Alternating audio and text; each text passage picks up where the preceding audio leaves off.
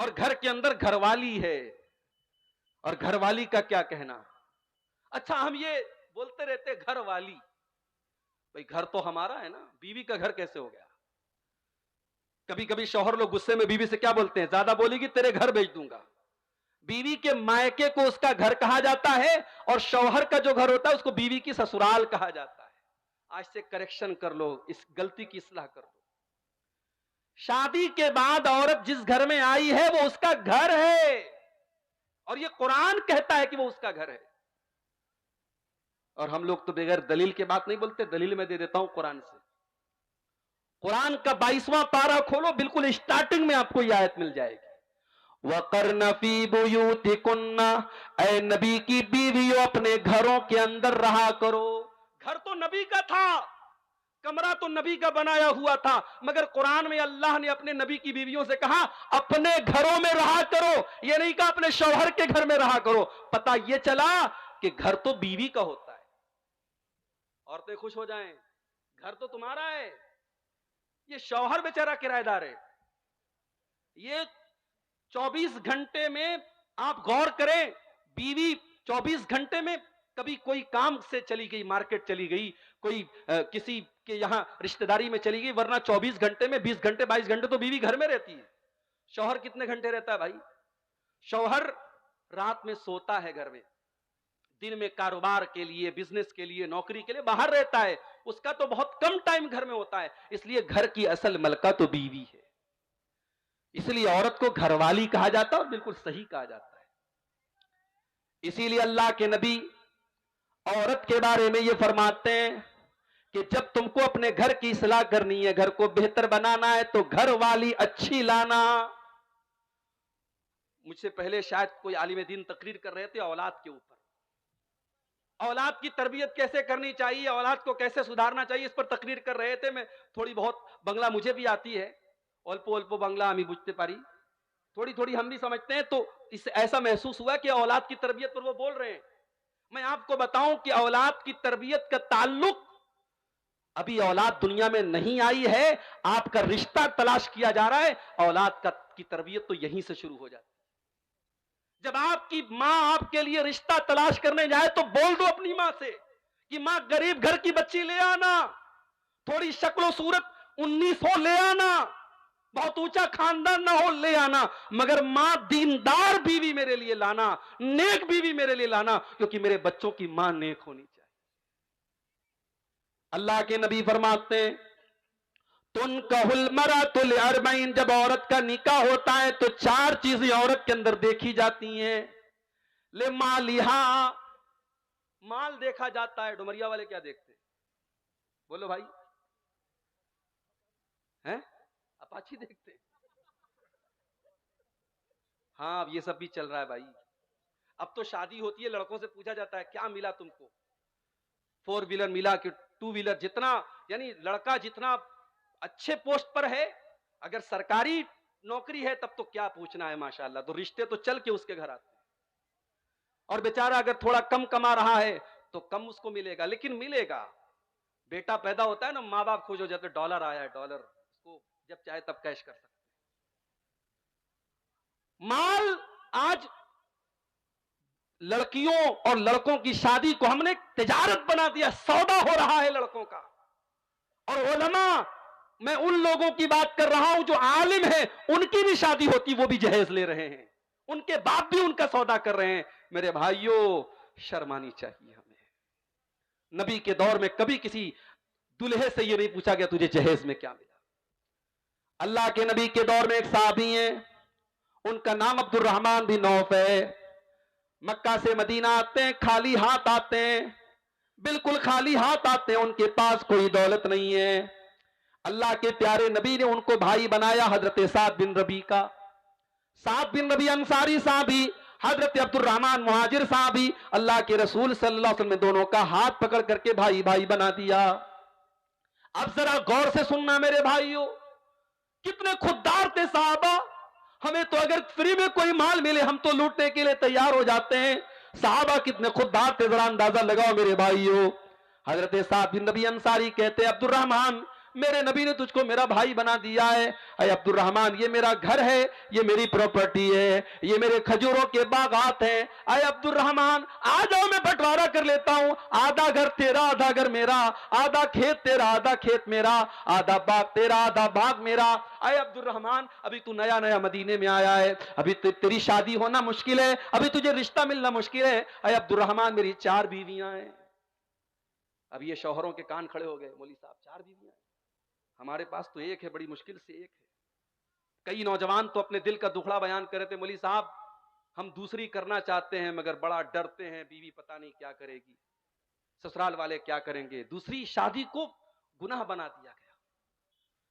شادی شدہ مردوں کے کتنے ناجائز تعلقات ہیں, ذرا سماج پہ نظر اٹھا کے دیکھو.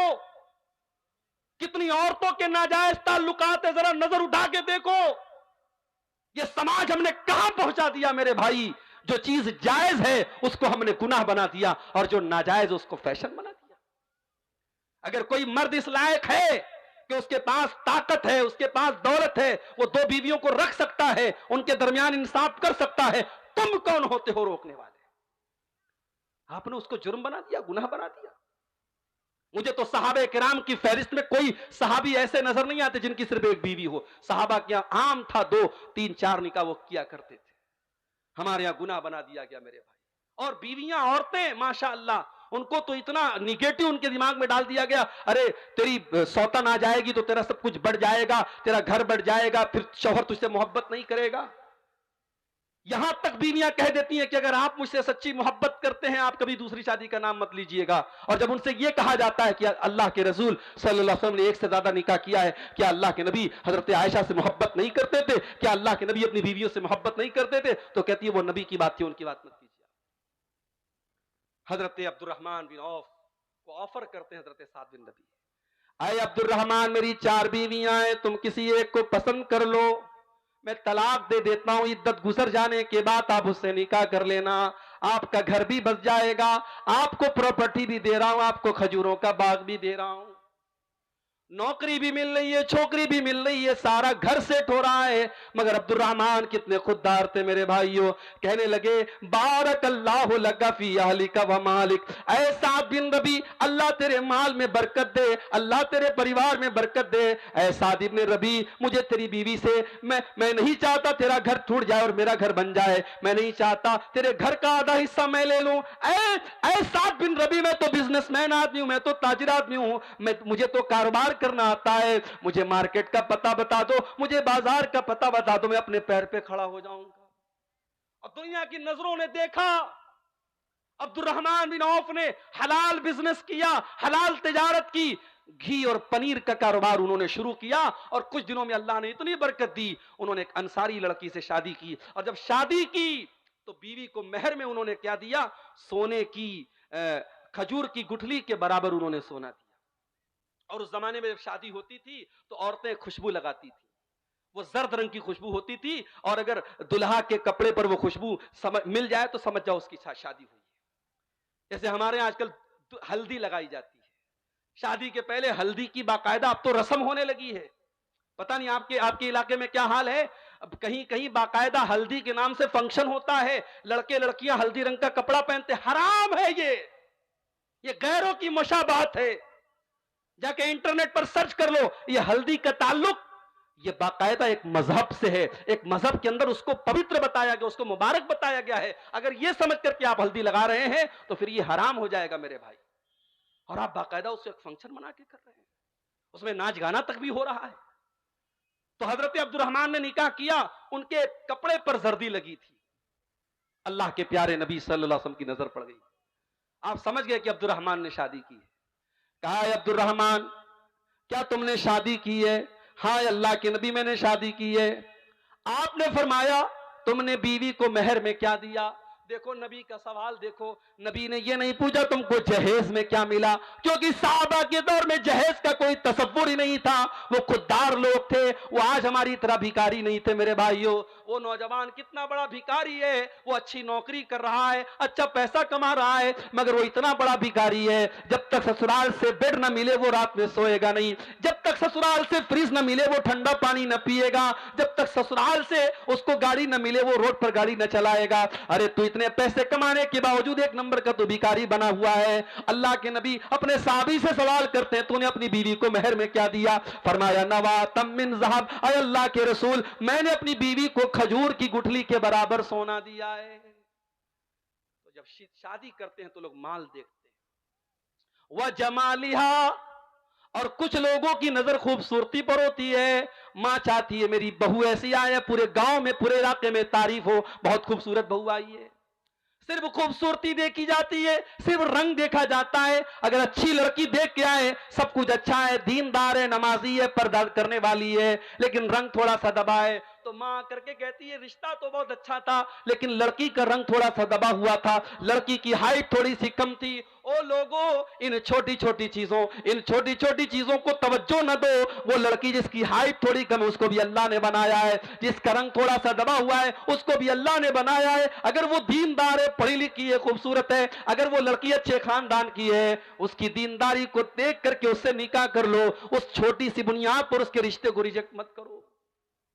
اللہ کے نبی کہتے کچھ لوگ خوبصورتی دیکھتے اور کچھ لوگ وَلِحَسَبِهَا، اس کا خاندان دیکھتے ہیں، ہماری برادری سے میچ کرتی ہے کہ نہیں، ہمارے قبیلے سے میچ کرتی ہے کہ نہیں، جس خاندان سے ہم اس خاندان سے میچ کرتی ہے کہ نہیں، وَلِدِينِهَا، اور کچھ لوگ لڑکی کی دینداری دیکھا کرتے ہیں۔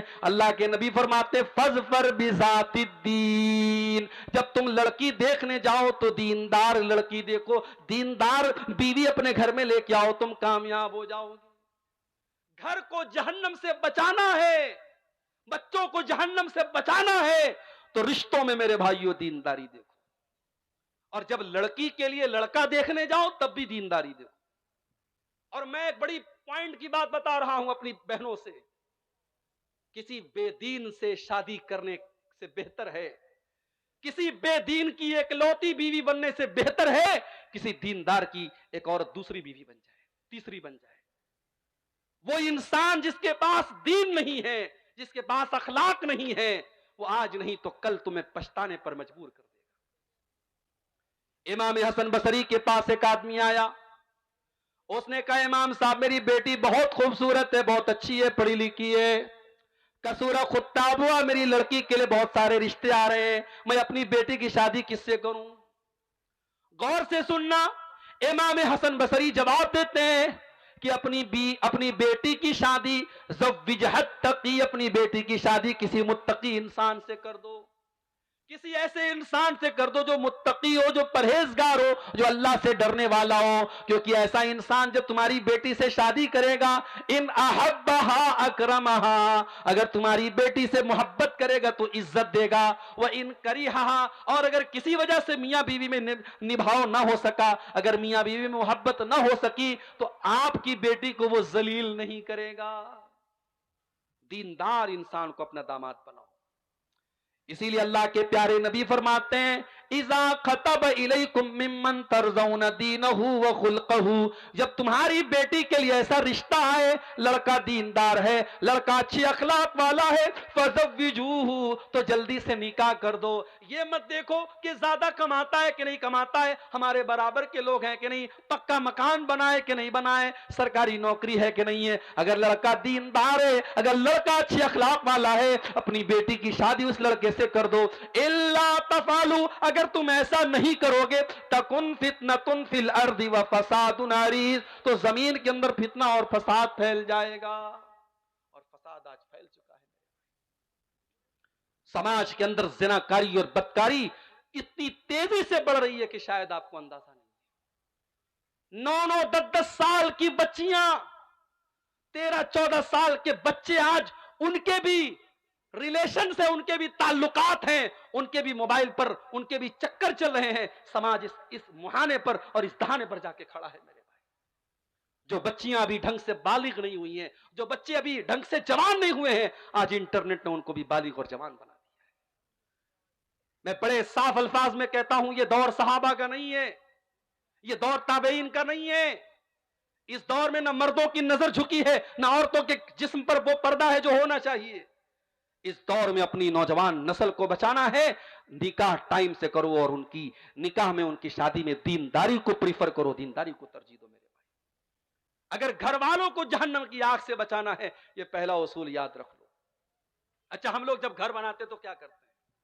سب سے پہلے ہم گھر کی بنیاد کو مضبوط کرتے ہیں۔ اگر گھر کی بنیاد مضبوط نہ ہو تو جتنی بھی اونچی بلڈنگ بنا لے، ایک دن بلڈنگ گر جائے گی، کیونکہ بنیاد کمزور ہے۔ اگر آپ اپنے گھر کو جہنم کی آگ سے بچانا چاہتے ہیں، اپنے گھر کی بنیاد دینداری پر رکھنا، تقوی کے اوپر رکھنا۔ افمن اسس بنیانہ علی تقوی من اللہ ورضوان، جو اپنے گھر کی بنیاد اللہ کے تقوی پر رکھے گا، اللہ کی رضا پر رکھے گا، اللہ نے فرمایا وہ زیادہ بہتر ہے۔ امن اسس بنیانہ، یا وہ انسان بہتر ہے جس نے اپنے گھر کی بنیاد ایک گڈھے کے اوپر رکھی ہے جو جہنم میں گرنے والا ہے۔ تقوی کے اوپر اپنے گھر کی بنیاد رکھو۔ بے ایمانی کر کے، چوری کر کے، حرام طریقے سے اگر پیسہ کما کر کے گھر بنا بھی لیا، آج نہیں کل وہ گھر آپ کے گھر والوں کے لیے جہنم کا ذریعہ بنے گا، بچوں کو برباد کرے گا، بیوی کو برباد کرے گا۔ اور آج دیکھ لیجئے گھر کے کیا حالات ہیں۔ کئی ساس بہو کا مسئلہ چل رہا ہے، کئی دیور بھابھی کا مسئلہ چل رہا ہے، کئی نند اور بھابھی میں جھگڑا چل رہا ہے، کئی دیورانی جیٹھانی میں مسئلہ چل رہا ہے۔ آج گھروں میں جھگڑے ہیں، لڑائی ہے، برکت نہیں ہے، سکون نہیں ہے، چین نہیں ہے، کیونکہ بنیاد گڑبڑ ہے، بنیاد تقوی پر نہیں ہے، بنیاد دینداری پر نہیں ہے۔ میرے بھائی، اگر گھر والوں کو جہنم کی آگ سے بچانا ہے، گھر کے گارجین کو چاہیے کہ وہ اپنی ذمہ داری کو سمجھے۔ رات کو 12 بجے لڑکا اگر گھر میں آ رہا ہے، باپ کی ذمہ داری ہے، پوچھے تو کہاں تھا؟ رات کو جو لڑکا 12 بجے آئے گا، صبح 5 بجے فجر کی اذان میں اس کی نیند کیسے کھلے گی؟ جوان بیٹی رات کو 2 بجے واٹس ایپ پر چیٹنگ کر رہی ہے، ماں کی ذمہ داری ہے وہ دیکھے وہ کس سے باتیں کر رہی ہے رات کو 2 بجے۔ کون سی ایسی بات ہے جو رات کو 2 بجے ہو رہی ہے؟ باپ نے 10,000 کا موبائل دلایا، لڑکی کالج میں پڑھنے جاتی ہے، اس کے پاس 60,000 کا 70,000 کا آئی فون آ جاتا ہے۔ کیا ماں باپ کا یہ فرض نہیں بنتا وہ پوچھے میں نے تو 10,000 کا تجھے موبائل دلایا تھا، یہ 50,000 کا آئی فون تیرے پاس کہاں سے آیا؟ وہ لوگوں، اگر گارجین ہو، اگر باپ ہو، اگر ماں ہو، اگر تربیت کرتے ہو تو تربیت کرنے کا حق ادا کرو، ورنہ کان کھول کر کے سن لو، ماں کے قدموں کے نیچے جنت ضرور ہے اور باپ جنت کا دروازہ ضرور ہے، لیکن اگر ماں نے ماں ہونے کا حق ادا نہ کیا، اگر باپ نے باپ ہونے کا حق ادا نہ کیا، تو اللہ کے نبی یہ بھی فرماتے ہیں کہ جس کے کندھے پر اللہ تعالیٰ نے کوئی ذمہ داری ڈالی اور اس ذمہ داری کو اس نے صحیح طریقے سے پورا نہیں کیا، حرم اللہ علیہ الجنہ، اس انسان کے اوپر جنت حرام ہو جائے گی۔ اس باپ کے لیے جنت حرام ہے، اس ماں کے لیے جنت حرام ہو جائے گی جس نے اپنے ماں ہونے کا اور اپنے باپ ہونے کا حق اور فرض نہیں ادا کیا۔ کرسمس کا تہوار ابھی ہمارے عیسائی بھائیوں نے منایا اور ہمارا مسلمان بڑے شوق سے میری کرسمس اور ہیپی کرسمس کی مبارکباد دے رہا ہے فیس بک کے اوپر، اور جو تھوڑا سا راجنیتی میں ہے، پولیٹکس میں ہے، وہ بیچارے تو ان کو اور بخار چڑھا ہے اپنی مہانتا دکھانے کا، وہ تو فٹافٹ فیس بک کے اوپر کرسمس مبارک، ہمارے عیسائی بھائیوں کو کرسمس مبارک۔ کرسمس کا تہوار کیوں منایا جاتا ہے معلوم ہے آپ کو؟ کرسمس کا تہوار منانے والا یہ عقیدہ رکھتا ہے کہ 25 دسمبر کو حضرت عیسیٰ پیدا ہوئے جو اللہ کے بیٹے تھے۔ نعوذ باللہ، ہمارا عقیدہ یہ نہیں ہے میرے بھائی۔ ہمارے عقیدے کے مطابق یہ کفر ہے، یہ اللہ کو گالی دینا ہے، یہ اللہ کی توہین ہے کہ اللہ کا کسی کو بیٹا قرار دیا جائے۔ اللہ بڑے غصے میں فرماتا ہے قرآن میں، وَقَالُوا اتَّخَذَ الرَّحْمَنُ وَلَدًا لَقَدْ جِئْتُمْ شَيْئًا إِدًّا تَكَادُ السَّمَاوَاتُ يَتَفَطَّرْنَ مِنْهُ وَتَنشَقُّ الْأَرْضُ وَتَخِرُّ الْجِبَالُ هَدًّا أَن دَعَوْا لِلرَّحْمَنِ وَلَدًا۔ یہ لوگ کہتے کہ رحمان نے بیٹا جنا ہے، رحمان کا بیٹا ہے. ارے تم کتنی گندی بات اپنے منہ سے نکال رہے ہو، اتنی خطرناک بات اپنے منہ سے نکال رہے ہو کہ آسمان پھٹ جائے اور زمین پھٹ جائے اور پہاڑ گر جائے تو یہ اتنی بڑی بات نہیں ہے جتنی بڑی بات یہ ہے کہ تم اللہ کا بیٹا کسی کو قرار دے رہے ہو. اللہ کو گالی دینا ہے، اللہ کو برا بھلا کہنا ہے، یہ اگر کوئی کہتا ہے کہ اللہ کا بیٹا ہے اور آپ اس کو مبارکباد دے رہے صاحب. ہاں جاؤ اپنے عیسائی بھائی سے محبت کرتے ہو، اگر اس سے تمہیں تعلق اور لگاؤ ہے تو جا کر کے اس کو قرآن سے حضرت عیسیٰ کی پیدائش کا واقعہ سنا دینا، اس کو حضرت مریم کا واقعہ سنا دینا. مریم پیدا ہوئی، مریم کی ماں نے نظر مانی کہ اے اللہ اگر تو نے مجھے بیٹا دیا، اس بیٹے کو میں تیری راہ میں لگا دوں گی، اس بیٹے کو میں بیت المقدس کا خادم بناؤں گی. ہائے ہائے، آج وہ مائیں دنیا سے ختم ہو گئیں جو اپنے بچوں کو دین کے راستے میں لگایا کرتی تھیں. آج تو ماں کا سپنا کیا ہے؟ اے اللہ مجھے ایسا بیٹا دے جو ڈاکٹر بن جائے، جو انجینئر بن جائے، جو وکیل بن جائے، جو جج بن جائے، جو پولیس آفیسر بن جائے. میرے بھائیوں اگر ماں کا یہ سپنا ہے کوئی غلط بات نہیں ہے، مگر وہ مائیں سماج سے ختم ہو گئی جو یہ چاہت رکھتی تھی کہ اللہ میرا بیٹا قرآن کا حافظ بن جائے، اے اللہ میرا بیٹا دین کا عالم بن جائے، اے اللہ میرا بیٹا دین کی خدمت کرنے والا بن جائے. امام بخاری رحمت اللہ علیہ، ان کی ماں کا واقعہ، ان کی سیرت لکھنے والوں نے لکھا ہے امام بخاری کی ابھی عمر بہت کم تھی، بہت چھوٹے سے تھے، 4-5 سال کے تھے. ایک مرتبہ امام بخاری بہت بیمار ہو گئے، بخار چڑھ گیا ان کو، اور بخار ایسا چڑھا، اتنا سخت بیمار ہو گئے امام بخاری، ان کی آنکھوں کی روشنی چلی گئی. ان کی ماں کا بڑا سپنا تھا میرا بیٹا نبی کی حدیثوں کا عالم بنے، نبی کی حدیثوں کو یاد کرے، نبی کی حدیثوں کا پرچار پرسار کرے. ماں نے دیکھا بچے کی آنکھیں چلی گئی، ماں رات میں مصلی پر بیٹھ گئی، تہجد کی نماز پڑھ کر کے اللہ کی بارگاہ میں دعا کرتی کہ اللہ میرا بچہ اندھا ہو چکا ہے، میرے بچے کی بینائی چلی گئی ہے، اے اللہ میرا بچہ کیسے تیرے نبی کی حدیثوں کو یاد کرے گا، کیسے وہ کتابوں کا مطالعہ کرے گا. اے اللہ اپنی اس بندی کی، اس دکھیاری بندی کی دعا کو سن لے، اے اللہ میرے بچے کی بینائی کو لوٹا دے. ہائے ہائے، ماں کی دعا میں بڑی طاقت ہوتی ہے میرے بھائی. اس ماں نے رات کی تاریکی میں جو دعا کی، اللہ نے اس دکھیاری ماں کی دعا کو قبول کیا. ماں تہجد پڑھ کر کے سو گئی، خواب میں حضرت ابراہیم علیہ السلام کی زیارت ہوئی، اور حضرت ابراہیم نے کہا کہ اے امام بخاری کی ماں، اے محمد بن اسماعیل کی ماں، تیرے بچے کی بینائی کو اللہ تعالیٰ نے لوٹا دیا ہے. ماں نے فوراً آنکھیں کھولی اور دیکھا امام بخاری رحمت اللہ علیہ بالکل صحیح طریقے سے دیکھ رہے ہیں. یہ کرامت تھی حضرت امام بخاری کی ماں کی اور ان کی. میرے پیارے ساتھیوں، یہ مائیں تھی جو اپنے بچوں کے لیے فکر کیا کرتی. جاؤ اپنے عیسائی بھائی کو بتاؤ کہ مریم کی ماں نے بھی نظر مانی تھی کہ اللہ بیٹا ہوگا تو تیرے دین میں لگا دوں گی، اور بیٹی پیدا ہو گئی. مریم کی ماں بہت اداس ہو گئی، کہنے لگی اے اللہ میں نے بیٹی کو جنم دے دیا. اللہ نے فرمایا وَلَيْسَ الذَّكَرُ كَالْأُنثَىٰ، اے مریم کی ماں اگر تجھے بیٹا ہوتا تو ایسا نہ ہوتا جیسی یہ بیٹی ہوئی ہے. اس کا نام مریم رکھا. اس کے بعد ماں کا انتقال ہو گیا اور مریم کی پرورش ان کے خالو حضرت زکریہ علیہ السلام کرنے لگے. زکریہ علیہ السلام بہت اللہ کے نیک اور متقی بندے تھے، اللہ کے پیغمبر تھے، اور دن رات وہ اللہ کے گھر میں رہا کرتے تھے، مسجد میں رہا کرتے تھے، محراب میں رہا کرتے تھے، اور اسی محراب میں حضرت مریم کی پرورش بھی کر رہے تھے. قرآن کہتا ہے کلما دخل علیہا زکریا المحراب وجد عندہا رزقا. حضرت زکریا جب مسجد میں آتے ہیں تو کیا دیکھتے ہیں؟ انار کا موسم نہیں اور مریم کے پاس انار موجود ہے، آم کا موسم نہیں آم موجود ہے، سیب کا موسم نہیں سیب موجود ہے، جس پھل کا موسم نہیں وہ پھل موجود ہے. قال انا لک ھذا یا مریم، کہتے ہیں مریم تیرے پاس یہ پھل کہاں سے آیا؟ قالت هو من عند اللہ، مریم کہتی ہے کہ اے خالو جان یہ پھل اللہ تعالیٰ کی طرف سے آیا ہے. ان اللہ یرزق من یشاء بغیر حساب، اللہ جس کو چاہتا ہے بے حساب روزی دیتا ہے. اے خالو جان یہ اللہ کی طرف سے آیا ہے. حضرت زکریا نے ہمیں سبق دیا، اگر اپنے گھر کو بچانا چاہتے ہو ذمہ دار ماں بنو، ذمہ دار باپ بنو. مگر آج کا باپ تو بے غیرت بن چکا ہے. جوان بیٹی کو بائک پہ باپ گھما رہا ہے, میک اپ کر کے, لپسٹک لگا کر کے, مسکارا چسکارا لگا کر کے اور سج دھج کر کے جوان بیٹی بائک پر باپ کے پیچھے بیٹھی ہے, بھائی کے پیچھے بہن بیٹھی ہے, پورے گاؤں کی سیر کرا رہا ہے اور پورا گاؤں اس کی بیٹی اور اس کی بہن کے حسن کی نمائش کر رہا ہے. وہ باپ بے غیرت ہے. اگر اس کی بیٹی اور اس بھائی کی بہن اگر اللہ کیا گنہگار ہوگی, اللہ کی قسم وہ باپ بھی گنہگار ہوگا, وہ بھائی بھی گنہگار.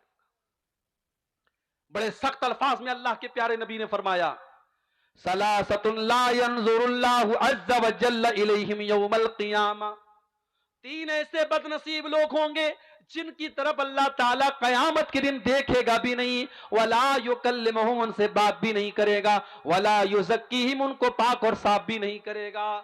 نمبر ایک, العاق لوالدیہ, اپنے ماں باپ کو تکلیف پہنچانے والا, اپنے ماں باپ کو دکھ دینے والا, اپنے ماں باپ کی آنکھوں میں آنسو لانے والا.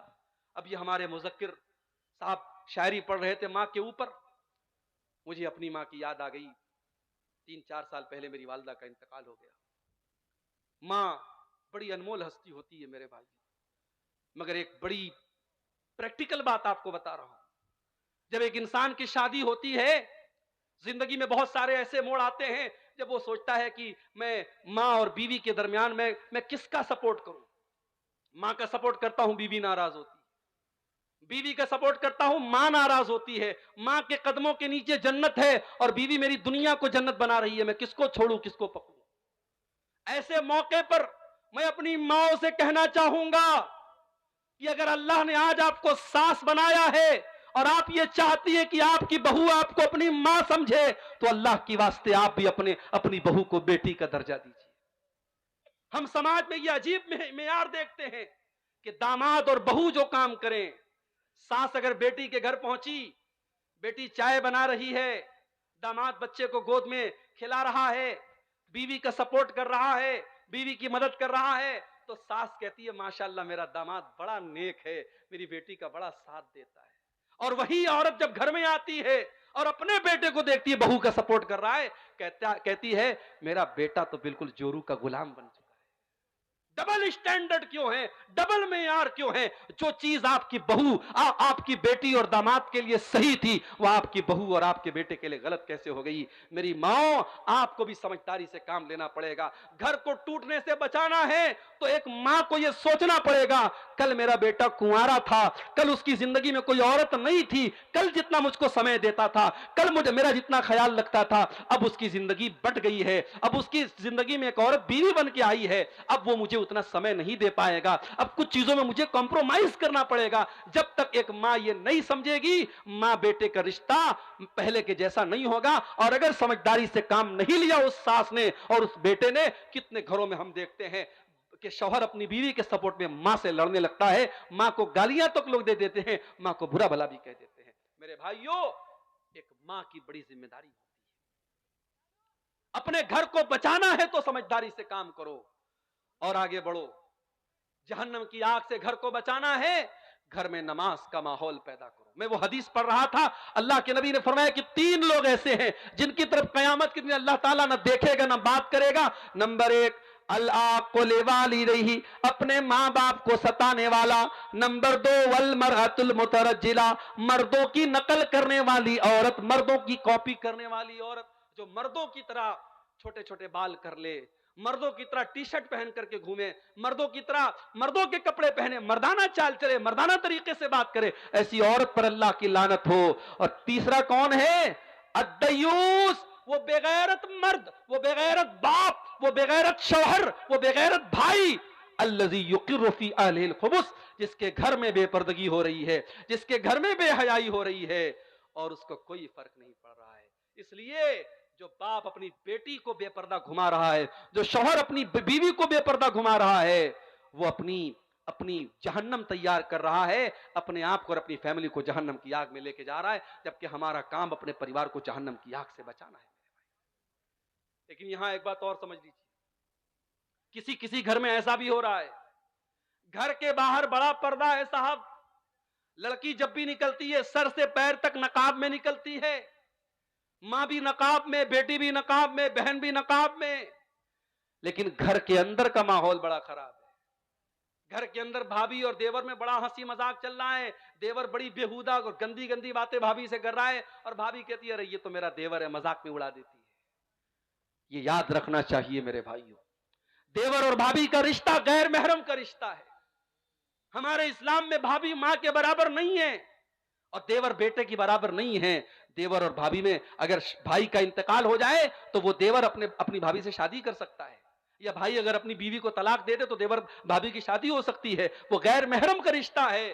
اس لیے اللہ کے نبی نے فرمایا کہ غیر عورتوں کے پاس تنہائی میں مت جاؤ۔ تو سوال کیا گیا ہے اللہ کے نبی افرأیت الحموا، اے اللہ کے رسول شوہر کے جو قریبی رشتہ دار ہیں، جیسے دیور ہے اپنی بھابھی کے لیے یا جیجا ہے اپنی سالی کے لیے، تو اے اللہ کے نبی کیا دیور اپنی بھابھی کے پاس اکیلے میں جا سکتا ہے؟ کیا جیجا اپنی سالی کے پاس اکیلے میں جا سکتا ہے؟ اللہ کے پیارے نبی نے فرمایا الحم و الموت، دیور اپنی بھابھی کے لیے موت ہے، جیجا اپنی سالی کے لیے موت ہے۔ موت کیوں کہا؟ علماء نے اس کی شرح میں لکھا کیونکہ اگر دیور بھابھی میں ناجائز رشتے نے اگر جنم لے لیا تو چونکہ بھابھی شادی شدہ ہے، اور شادی شدہ عورت اگر زنا کرے اسلام میں سزا کیا ہے؟ سزائے موت ہے۔ تو اگر دیور بھابھی کے بیچ میں پردہ نہیں رکھا گیا تو یہ سزائے موت پہ جا کے ختم ہوگا۔ اس لیے اللہ کے نبی نے دیور بھابھی کے رشتے کو موت قرار دیا ہے۔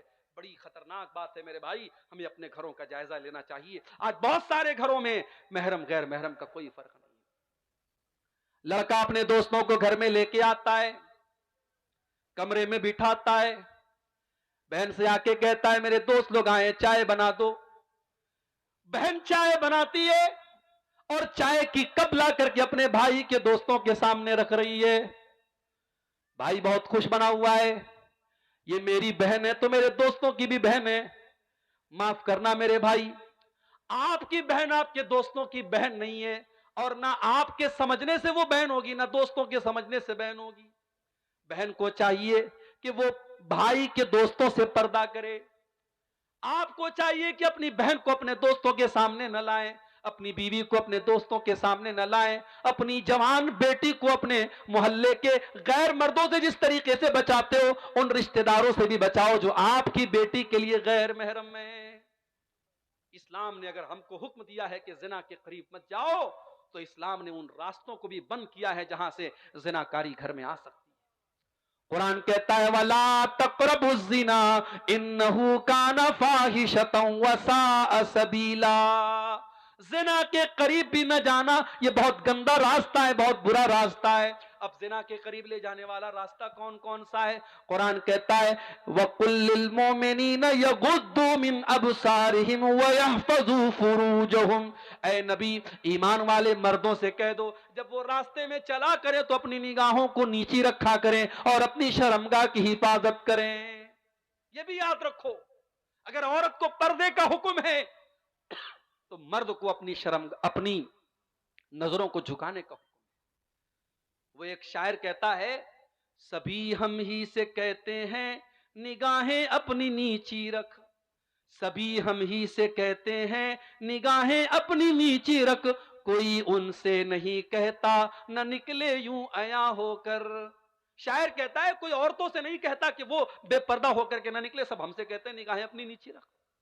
اور اکبر الہ آبادی کا بڑا مشہور شعر ہے بے پردہ نظر آئیں کل جو چند بیبیاں، اکبر زمین میں غیرت قومی سے گڑ گیا، پوچھا جو ان سے آپ کا پردہ وہ کیا ہوا، کہنے لگی کہ عقل پہ مردوں کے پڑ گیا۔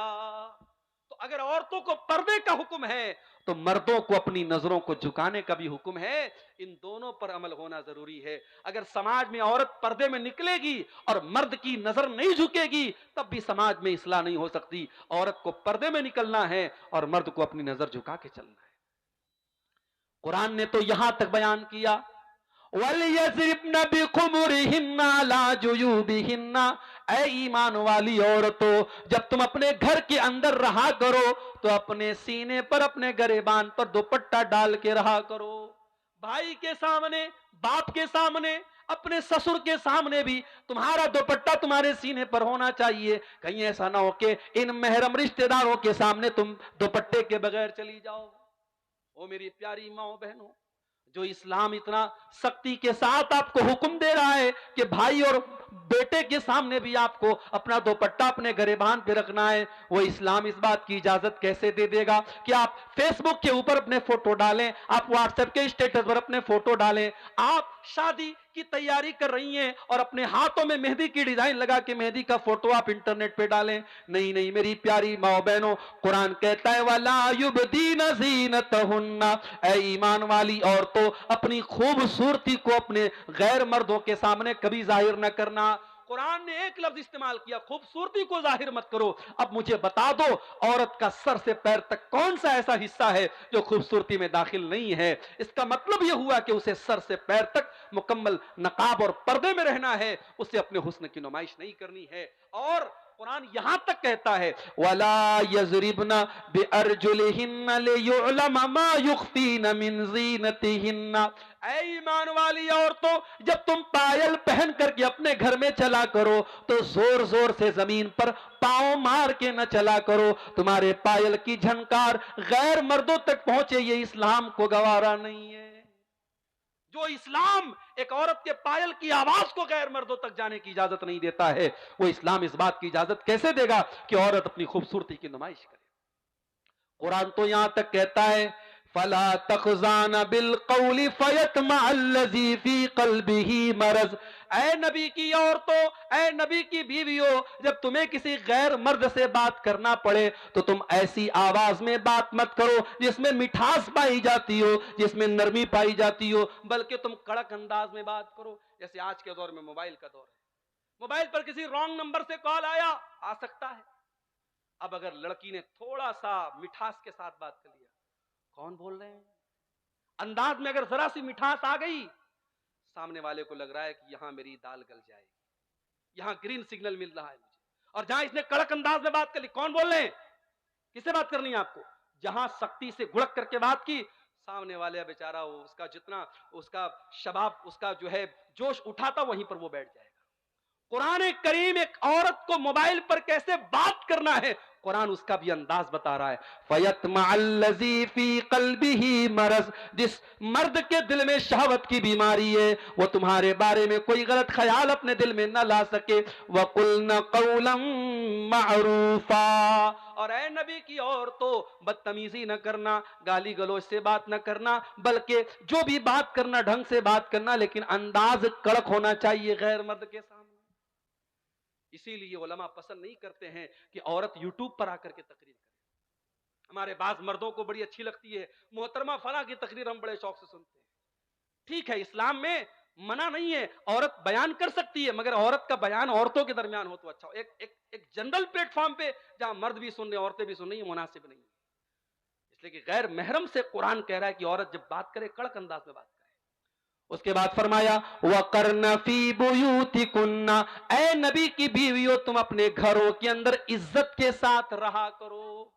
عورت اپنے گھر میں رہے، بلا ضرورت وہ نوکری نہیں کر سکتی، بلا ضرورت وہ گھر کے باہر نہیں جائے گی۔ ہاں بیوہ ہو گئی، شوہر کمانے والا نہیں ہے، بچوں کو پالنا ہے، جائز حد میں رہ کر پردے میں رہ کر کے ٹیچنگ کر سکتی ہے، پڑھا سکتی ہے، کوئی جائز کام کر سکتی ہے، مگر عورت کا کام کمانا نہیں، کمانا مرد کا کام ہے، عورت کا کام گھر کو سنبھالنا ہے۔ وَقَرْنَ فِي بُيُوتِكُنَّ، اے نبی کی عورتوں تم عزت اور وقار کے ساتھ اپنے گھروں میں رہا کرو۔ وَلَا تَبَرَّجْنَ تَبَرُّجَ الْجَاهِلِيَّةِ الْأُولَىٰ، اور جب تمہیں گھر کے باہر نکلنا پڑے، کہیں شادی میں جانا پڑے، کسی فنکشن میں جانا ہو، کسی پروگرام میں جانا ہو، جلسے میں جانا ہو، کہیں پر بھی تم کو جانا ہو، بن سنور کر کے بن ٹھن کر کے اپنے حسن کی نمائش کر کے نہ نکلنا جیسے دور جاہلیت میں عورتیں نکلا کرتی تھی۔ اسلام تو یہاں تک کہتا ہے اگر مسجد میں عورت کے نماز پڑھنے کا انتظام ہے، عورت مسجد میں نماز پڑھنے آ رہی ہے تو وہاں پر بھی وہ خوشبو لگا کر کے نہ آئے، اگر وہ خوشبو لگا کر کے آتی ہے اللہ کے پیارے نبی فرماتے ہیں وہ واپس جائے اور غسل کرے، اور جب تک اپنے بدن سے خوشبو کا وہ اثر نہیں ہٹا دے گی اس کی نماز اللہ تعالیٰ کے قبول نہیں۔ اسلام اس معاملے میں اتنا سخت ہے میرے بھائی۔ اس کے بعد فرمایا وَأَقِمْنَ الصَّلَاةَ وَآتِينَ الزَّكَاةَ، اے ایمان والی عورتوں نماز قائم کیا کرو۔ ارے مولوی صاحب چھوٹا سا بچہ ہے، پیشاب کر دیتا ہے، یہاں بیچارہ شوہر مہینے میں 3,000 روپیہ بچے کے پیمپر پر خرچ کر رہا ہے، تب بھی اس کو کہتی ہے کہ پیشاب کر دیتا ہے، نماز کیسے پڑھوں گی؟ حضرت فاطمہ نے کیا حسن حسین کی پرورش نہ کی تھی؟ کیا حضرت خدیجہ نے اپنی بیٹیوں کو پالا نہیں تھا؟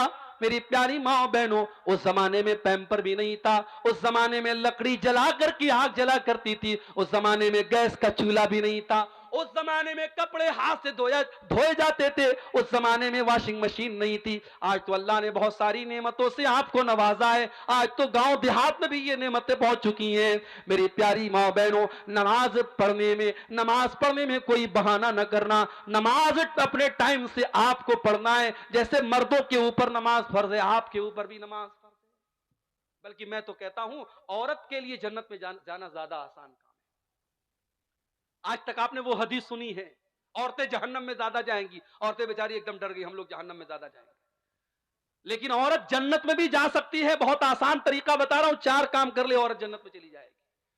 اللہ کے پیارے نبی فرماتے ہیں ايما امرأة صلت خمسها وصامت شهرها واطاعت زوجها واحسنت فرجها، جو عورت 5 ٹائم کی نماز کی پابندی کرے، رمضان کا روزہ رکھے، اپنے شوہر کی اطاعت کرے اور اپنی عزت و آبرو کی حفاظت کرے، دخلت من ای ابواب الجنت شاءت، جنت کے 8 دروازے اس کے لیے کھول دیے جائیں گے۔ اے اللہ کی نیک بندی، تو جس گیٹ سے جنت میں جانا چاہے جا سکتی ہے۔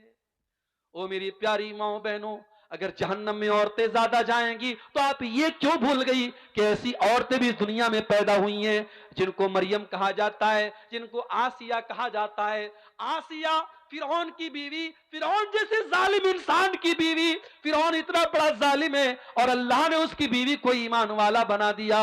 اور یہ اللہ کی نیک بندی جب اللہ کے اوپر ایمان لاتی ہے، فرعون اپنے محل سے نکال دیتا ہے اور زنجیروں میں جکڑ دیتا ہے، اپنے محل کو چھوڑ کر کے، اپنے شوہر کی حویلی کو چھوڑ کر کے جیل کی تاریکی میں، جیل کے اندر اپنی زنجیروں میں جکڑی ہوئی فرعون کی بیوی اللہ سے دعا کرتی ہے رب ابن لی عندک بیتا فی الجنہ ونجنی من فرعون وعملہ ونجنی من القوم الظالمین۔ اے اللہ تیری توحید کے لیے، تیرے دین کے لیے، اے اللہ میں نے فرعون کا محل چھوڑ دیا، اے اللہ اپنی اس بندی کو تو جنت میں ایک محل عطا فرما دے، اے اللہ اس ظالم فرعون سے مجھ کو نجات دے دے۔ اللہ نے قیامت تک کے ایمان والوں کے لیے فرعون کی بیوی کو آئیڈیل اور نمونہ بنا دیا۔ اس کا مطلب یہ ہوا اللہ کے یہاں یہ نہیں دیکھا جائے گا کہ رشتہ کیسا تھا، اللہ کے یہ دیکھا جائے گا کردار کیسا تھا۔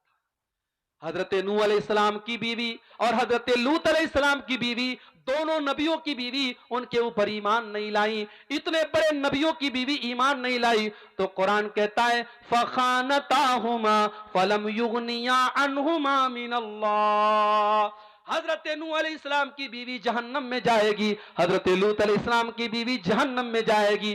نبی کی بیوی ہے اور ایمان نہیں لائی تو جہنم میں چلی گئی، اور فرعون کی بیوی ہے اور ایمان لائی تو جنت میں چلی گئی۔ میری پیاری ماں اور بہنوں، آپ کا کردار ایسا ہونا چاہیے۔ آپ کے لیے مثال مریم ہے اور آپ کے لیے مثال آسیہ ہے۔ قرآن کہتا ہے وَأَقِمْنَا الصَّلَاةَ، نماز قائم کرو، وَآتِينَا الزَّكَاةَ، زکوٰۃ دیا کرو۔ عورت جو زیور پہنتی ہے، عورت جو کنگن پہنتی ہے، جو گلے میں ہار پہنتی ہے، جو کان میں ایئر رنگ پہنتی ہے، اگر سونے کا ہار ہے، سونے کا زیور ہے اور 85 گرام یا اس سے زیادہ کا ہے، اور چاندی کا زیور ہے اور 595 گرام یا اس سے زیادہ ہے، اس پر سال میں 2.5% زکوٰۃ دینا ہے عورت کو۔ اگر شوہر زکوٰۃ نکال دے بہت اچھی بات ہے، اگر شوہر نہیں نکال رہا ہے تو بیوی کو اس کی زکوٰۃ نکالنی پڑے گی۔ اس کے بعد اللہ فرماتا ہے وَأَطِيعْنَا اللَّهَ وَرَسُولَهُ، اے ایمان والی عورتوں تم اللہ کی اطاعت کرتی رہنا اور رسول کی اطاعت کرتی رہنا۔ انما یرید اللہ لیذھب عنکم الرجس اہل البیت ویطہرکم تطہیرا۔ اے نبی کے گھر کی عورتوں، اللہ یہ حکم اس لیے دے رہا ہے کیونکہ اللہ تم کو ہر گندگی سے پاک اور صاف کرنا چاہتا ہے۔ اس کے بعد فرمایا وَذْكُرْنَ مَا يُتْلَى فِي بُيُوتِكُنَّ مِنْ آيَاتِ اللَّهِ وَالْحِكْمَةِ، اے نبی کی عورتوں تمہارے گھروں میں قرآن و حدیث کا درس ہوتا ہے، قرآن پڑھا جاتا ہے اور حدیث پڑھی جاتی ہے، اس کو یاد کیا کرو۔ آج ہماری عورتیں قرآن و حدیث کیا یاد کریں گی؟ بریلی کا نیوز آپ نے سنا ہوگا، مدرسے میں پڑھی ہوئی لڑکی آج مرتد ہو گئی اور کسی غیر کے ساتھ بھاگ گئی۔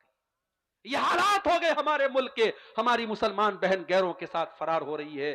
میرے بھائیوں، کہیں نہ کہیں پانی مر رہا ہے، کہیں نہ کہیں ہماری تربیت میں کوتاہی ہے۔ ہم نے اپنی بچیوں کو قرآن تو پڑھا دیا کسی مولوی صاحب کے ذریعے، مگر قرآن کا مطلب نہیں پڑھایا۔ ہم نے اپنی بچیوں کو کبھی مدرسے میں نہیں بھیجا، بچیاں اسکول گئیں، کالج گئیں، یونیورسٹی گئیں، پڑھ تو لیا، لکھ تو لیا، ایجوکیٹڈ تو بن گئیں، مگر ہماری بچیوں کو دین کے بارے میں کچھ نہیں پتا۔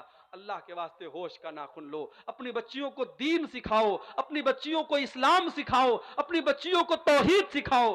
اسی لیے حضرت علی فرماتے ہیں کہ قرآن کی جو یہ آیت ہے، اللہ فرماتا ہے قُوا أَنفُسَكُمْ وَأَهْلِيكُمْ نَارًا، اپنے گھر والوں کو جہنم کی آگ سے بچاؤ۔ حضرت علی کہتے ہیں اس کا مطلب کیا ہے؟ عَلِّمُوهُمْ وَأَدِّبُوهُمْ، اپنے گھر والوں کو دین سکھاؤ۔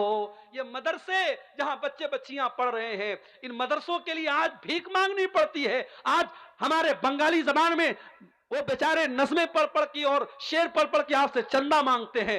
ہونا تو یہ چاہیے تھا آپ خود آگے بڑھ کے دیتے، جس کی 10,000 کی طاقت ہے وہ 10,000 دیتا، جس کی 1,00,000 کی طاقت ہے وہ 1,00,000 دیتا، ان مدرسوں کے لیے بھیک نہ مانگنی پڑتی۔ مگر ہائے، آج ان مدرسوں کو ہم نے اتنا کمزور بنا دیا، جب تک گھر گھر جا کے لوگ بھیک نہ مانگے یہ مدرسے نہیں چل سکتے۔ میرے بھائیوں، اپنی بچیوں اور بچوں کو ان مدرسوں میں دین کی تعلیم دو، تبھی آپ کی بچیاں بچ سکتی ہیں۔ اور قرآن یہ بھی کہہ رہا ہے مسلمان کے گھر میں قرآن و حدیث کا درس ہونا چاہیے۔ اس لیے وقتاً فوقتاً، سال میں آپ نے ایک بار جلسہ کرا لیا بہت اچھی بات ہے، لیکن وقتاً فوقتاً کسی عالم کے ذریعے یا عالمہ کے ذریعے گھر گھر بھی چھوٹے چھوٹے پروگرام ہونے چاہیے، عورتوں کے مخصوص پروگرام ہونے چاہیے۔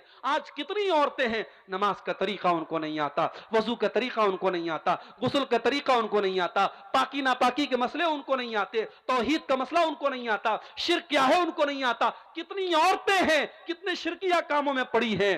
میرے بھائیوں، قرآن کہتا ہے وَذْكُرْنَ مَا يُتْلَى فِي بُيُوتِكُنَّ مِنْ آيَاتِ اللَّهِ وَالْحِكْمَةِ، اے نبی کی عورتوں، اپنے گھروں میں قرآن و حدیث جو پڑھا جاتا ہے اس کو یاد کرو۔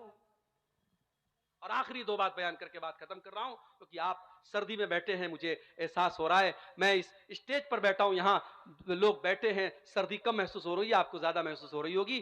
دو باتیں اور آپ کے سامنے رکھتا ہوں۔ گھر کو اگر جہنم کی آگ سے بچانا ہے میرے بھائی، گھر میں محبت پیدا کرو، بیوی اپنا حق ادا کرے، شوہر اپنا حق ادا کرے۔ آج شوہر آتے ہیں مولوی صاحب ایسی تقریر کیجیے عورت ایک دم میری خدمت گزار بن جائے۔ عورتیں یہ چاہتی ہے ایسی خدمت ایسی تقریر کرے کہ شوہر بالکل ان کے تابع دار ہو جائیں۔ بیوی چاہتی ہے شوہر اس کا حق ادا کرے، شوہر چاہتا بیوی اس کا حق ادا کرے۔ آؤ اپنے نبی کے پاس چلتے ہیں۔ اللہ کے پیارے نبی صلی اللہ علیہ وسلم سے پوچھا گیا ای النساء خیر، اے اللہ کے نبی کون سی عورت سب سے اچھی عورت ہے؟ بڑے غور سے سننا میری ماں، رات رات بھر آپ نے تہجد پڑھ لیا ہوگا، ہو سکتا ہے آپ نے ہر مہینے 3 نفلی روزے رکھے ہوں گے، ہو سکتا ہے آپ روزانہ 5 پارے قرآن کی تلاوت کرتی ہوں گی، مگر اللہ کے نبی سے جب پوچھا گیا کہ کون سی عورت سب سے اچھی عورت ہے، نبی نے فرمایا 3 کوالٹی جس کے اندر پائی جائے، 3 چیزیں جس عورت کے اندر پائی جائیں وہ سب سے اچھی عورت ہے۔ التی تسرہ اذا نظر، جب شوہر دیکھے تو خوش ہو جائے۔ یا تو الٹی بات ہے، شوہر گھر میں آتا ہے، بال بکھرا ہے، کپڑے مہک رہے ہیں پسینے سے، تیل کی بدبو آ رہی ہے، مسالے کی بدبو آ رہی ہے، ہاں شادی میں جانا ہے تو 1 گھنٹے وہ پورا میک اپ کرے گی، پورے چہرے پر کریم پوتے گی اور پاؤڈر لگائے گی۔ اور آج کل تو ماشاءاللہ ایسا میک اپ چل رہا ہے کہ اگر عورت جو ہے اس کے موبائل پر اگر وہ فیس لاک لگا لے اور میک اپ کر کے اپنے موبائل پر فیس وہ اوپن کرنے کی کوشش کرے تو موبائل کہے گا محترمہ کون ہے آپ، بچہ نہیں پہچانے گا ماں کو، ایسا میک اپ ہو رہا ہے بیوٹی پارلر کے اندر۔ تو شوہر کے لیے کوئی میک اپ نہیں کر رہی ہے، جبکہ تیرے میک اپ کا حقدار تیرا شوہر ہے۔ جب تجھ کو معلوم ہے میرا شوہر رات کو 10 بجے آتا ہے، 9 بجے بیٹھ جا میرر کے سامنے، آئینے کے سامنے، اور اپنے آپ کو اتنا سجا لے، اتنا سنوار لے، اتنا خوبصورت بنا لے کہ شوہر جب باہر کی ٹینشن لے کے آئے اور بیوی کا چہرہ مسکراتا ہوا دیکھے، اس کے بدن کی خوشبو کو محسوس کرے تو شوہر کی ساری تھکاوٹ دور ہو جائے۔ التی تسرہ اذا نظر، جب شوہر دیکھے تو خوش ہو جائے۔ दूसरी चीज वह तुतीउहु इज़ा अमर, जब शौहर कोई हुक्म दे तो माने। यहां तो होता हम क्यों माने, हम कोई उसकी नौकरानी है, नौकरानी की बात नहीं है।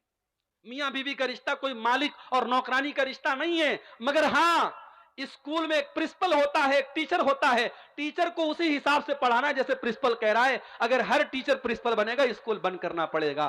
घर भी एक स्कूल है और घर का प्रिंसिपल मर्द है और औरत उसके अंडर में काम करेगी। अगर शौहर की कोई बात है तो बीवी को चाहिए कि माने। अल्लाह के नबी ने तो यहां तक कहा, देखिए ये हदीसें सुन करके हमें अजीब लगता है, अल्लाह के नबी ने ऐसा क्यों कहा, मगर जब हम प्रैक्टिकल समाज में देखते तो हमको लगता है कि वाकई अल्लाह के प्यारे नबी ने बड़ी सच्ची बात कही।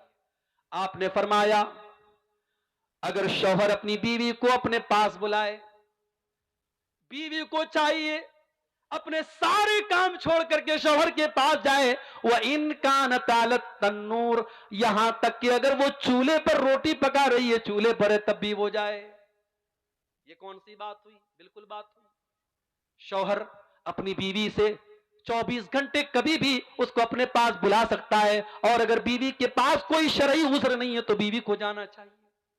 और अगर बीवी इनकार करती है, अल्लाह के नबी फरमाते हैं जिस बीवी का शौहर इस हाल में सो जाए कि बीवी को वो दावत दे और बुलाए और बीवी उसके पास जाने से इनकार कर दे, बिला किस, भाई कोई मजबूरी हो, कोई बीमारी हो, कोई बात तो अलग बात है, अगर बगैर किसी उज्र के बीवी शौहर की बात मानने से इनकार कर दे, लानतहल मलाइकतु हत्ता तुस्बिहा, तो सुबह तक फरिश्ते उस औरत पर लानत करते हैं। लेकिन यहां ये बात याद रहे कि ये मामला मियां बीवी का जो मामला है ये एक तरफा नहीं है। अगर बीवी को चाहिए कि शौहर के जज्बात का ख्याल रखे तो शौहर को भी चाहिए कि बीवी के जज्बात का ख्याल रखे। ये जोर जबरदस्ती का रिश्ता नहीं है, ये मोहब्बत का रिश्ता है, ये मानने मनवाने का रिश्ता है। और तीसरी चीज, वला तुखालिफहु फी नफ्सिहा व मालिही बिमा यकरा, बेहतरीन औरत की तीसरी निशानी कि वो औरत अपने माल, अपनी आबरू के सिलसिले में और शौहर के माल के सिलसिले में कोई ऐसा काम न करे जो शौहर को नापसंद है। शौहर की अलमारी की चाबी इसके हाथ लग गई, अब उड़ा रही है पैसा, शॉपिंग खूब कर रही है।